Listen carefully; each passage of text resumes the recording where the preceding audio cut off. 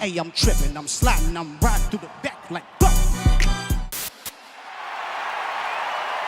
Was Kendrick Lamar's Super Bowl 59 halftime performance one of the best or the worst in history? The controversial performance, filled with personal beefs, political messages, and symbolism, left people arguing about it long after the event ended. Lamar's performance, the first ever solo rap halftime show, was a blend of powerful imagery, unexpected cameos, and subtle jabs at his rivals. It also broke records with a massive 133.5 million viewers, making it the most watched halftime show ever, surpassing even Michael Jackson's legendary 1993 performance. But not everyone was impressed. Some fans thought it was the worst halftime show they had ever seen. So, what exactly happened that caused such a big reaction? First, let's break down the performance itself. Lamar set the tone by combining a futuristic video game theme with his personal story. The show began with lights on the floor of the Caesars Superdome spelling out "Start Here," which led to Lamar kneeling in front of a Buick GNX, referencing his latest album, GNX. This wasn't just a regular car, it was transformed into a clown car full of dancers, a visual trick that art director Shelley Rogers made sure to get just right. This car was symbolic of Lamar's journey, and it was clear the show would be more than just music, it would be a political statement.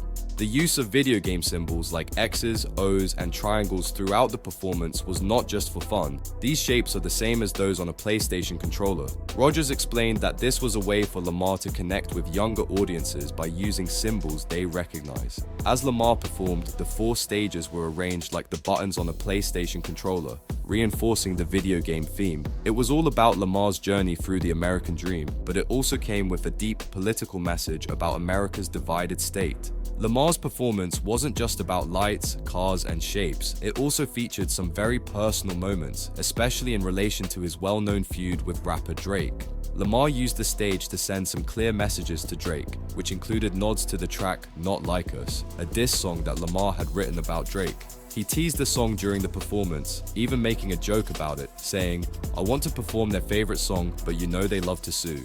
This was a reference to a lawsuit Drake filed over a lyric from Not Like Us, where Lamar calls him a pedophile. While Lamar performed the track, he altered the controversial line, removing the word pedophile but still hinting at it, creating more drama around the feud.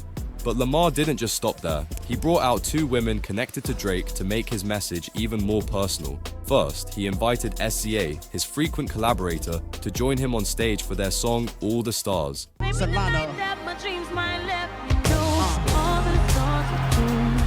SZA and Drake had a brief romance back in 2009, and Lamar's choice to bring her out during this performance felt like a clear jab at Drake. But it didn't end there.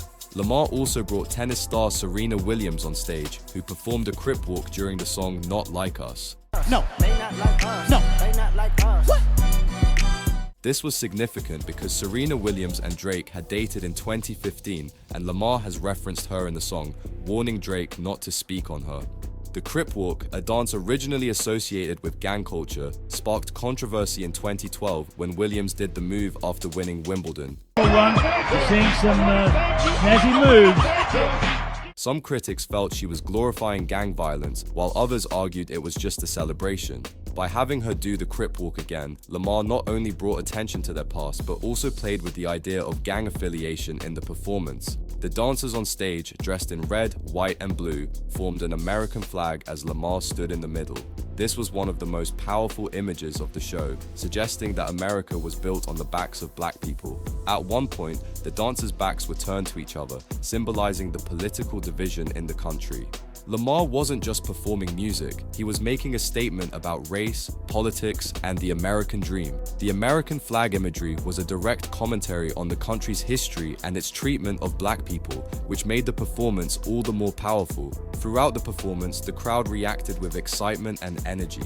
The stage was set up to engage the audience, and the lights flashing with game-like symbols created an almost immersive experience. The energy in the stadium was electric, with many fans cheering and some even taking to social media to express their opinions about the show. Some people were amazed by the performance, praising Lamar for his artistic vision, while others criticized it for being too focused on personal beefs and politics. The performance definitely sparked conversation, which is often a sign of successful art, even if it divides opinions. Lamar also wore a necklace with a lowercase a, which many speculated was a reference to PG Lang, the company he founded with Dave Free. Some even saw it as a subtle nod to the lyric in Not Like Us, where Lamar raps about Drake, trying to strike a chord, and it's probably a minor.